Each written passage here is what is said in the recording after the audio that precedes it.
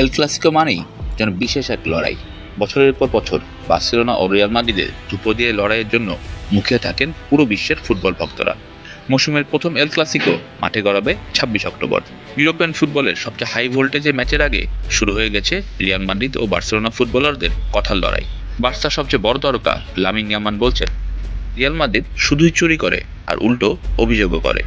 গত মৌসুমে টানা ৪ এল ক্লাসিকো হেরে ঘরোয়া ফুটবলের ৩ শিরোপা হাতছাড়া করে রিয়াল। আর রিয়ালকে বিধ্বস্ত করার পথে বার্সার অন্যতম নায়ক ছিলেন তরুণ সেনসেশন লামিন ইয়ামাল।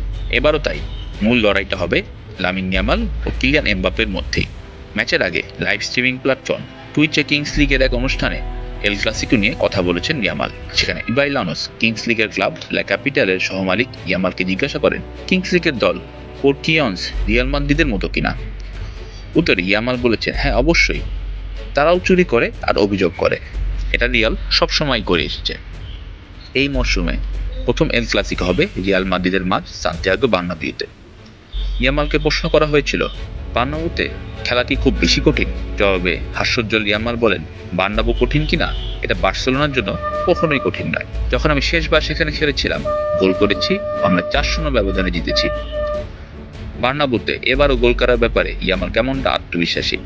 এই প্রশ্নের জবাবে স্প্যানিশ ফরওয়ার্ড বলেন, আমি ইতিমধ্যেই সেখানে গোল করেছি, তোমরা তো সবাই ভুলে গেছো।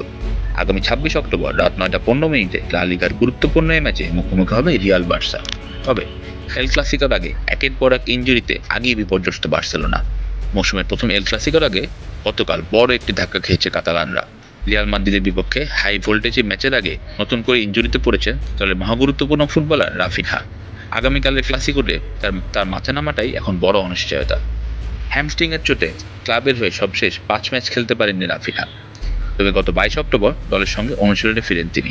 এতে ক্লাসিকোয় তার খেলার প্রবল সম্ভাবনাও জাগে। কিন্তু বৃহস্পতিবার অনুশীলনের সময় নতুন করে অসুস্থ বোধ করেছেন ২৮ বছর বয়সী রাফিনহা। এতে শুক্রবার ২৪ অক্টোবর তিনি অনুশীলন করেননি। স্প্যানিশ গণমাধ্যম বলছে, রাফিনহা রিয়ালের বিপক্ষে ২৬ অক্টোবরের খেলার সম্ভাবনা নেই বললেই চলে। কবে সুস্থ হয়ে মাঠে ফিরবেন তিনি, এই ব্যাপারেও নিশ্চিতভাবে কিছু জানাতে পারেনি ক্লাব কর্তৃপক্ষ। চোটের কারণে এই ক্লাসিকো থেকে আগেই ছিটকে গেছেন Juan Garcia, Robert Lewandowski, dovey ও দানি অলমোর মতো গুরুত্বপূর্ণ বার্সা ফুটবলাররা। ডিফেন্ডার জুল কুন্দেরও খেলা নিয়ে রয়েছে অনিশ্চয়তা। ৯ ম্যাচে ২৪ পয়েন্ট নিয়ে এই মুহূর্তে লিগের শীর্ষে আছে রিয়াল, ২২ পয়েন্ট নিয়ে দ্বিতীয় স্থানে আছে বার্সা। এল ক্লাসিকোতে শেষ পর্যন্ত জয়ের হাসি হাসবে কে, সেটার জন্য অপেক্ষা করতে হবে আগামীকাল রাত পর্যন্ত। ফাহিম মাসরুর, সারা বাংলা।